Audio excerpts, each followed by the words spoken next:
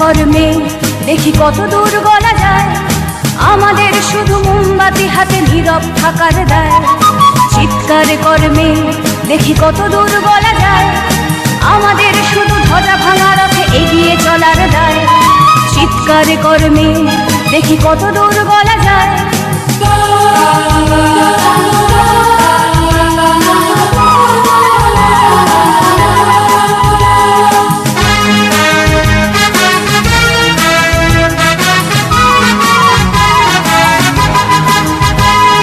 জন্মের আগে মৃত্যু দিয়েছি, জন্মের পরে ভয়।